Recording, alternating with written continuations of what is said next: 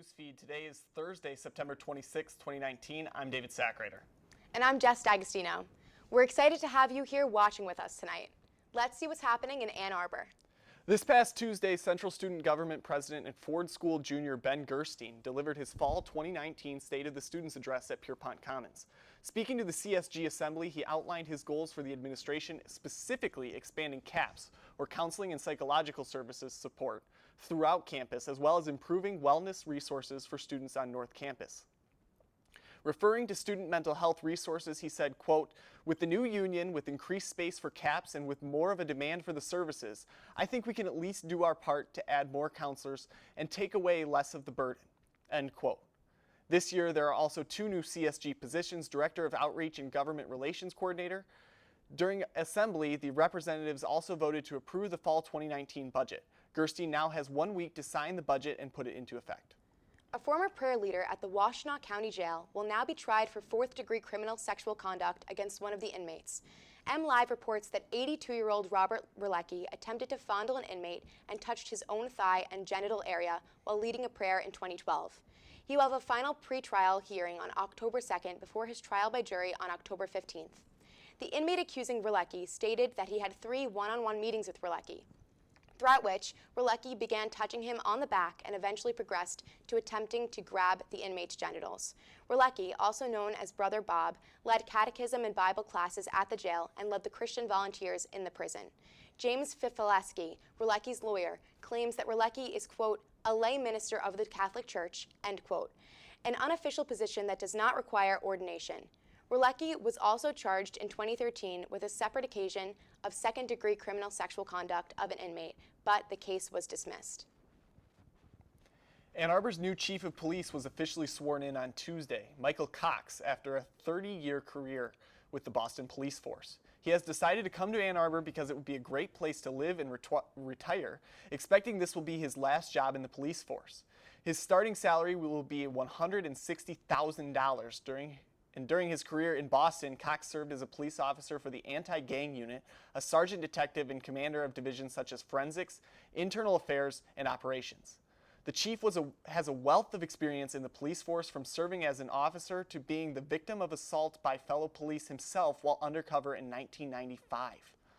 Cox expressed his personal goals while in service in Ann Arbor, placing emphasis on connecting with and serving the community, saying, quote, "Hopefully you'll talk to us and tell us what you want from us, so we can adjust our practices, tactics, and policies to reflect what the community here desires," end quote. Now it's time for a short break. Stay tuned. We'll be right back. They told me a bottle couldn't dream, that I would never become a superhero.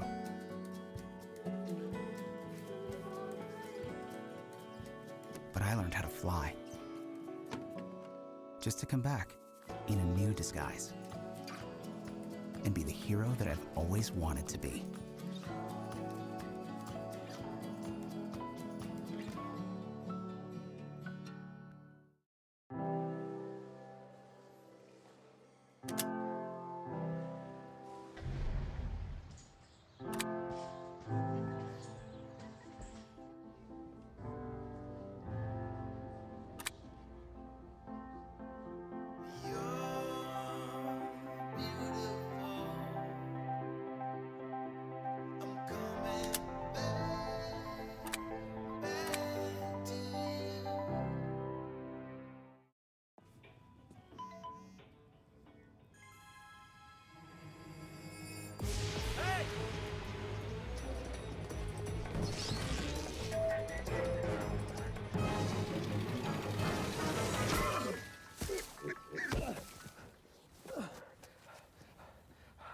So, same time next week?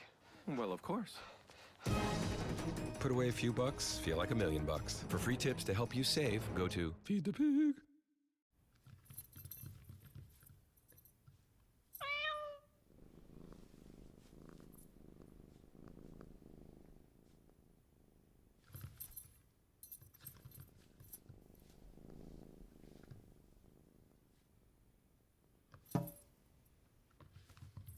There's a shelter pet who wants to meet you.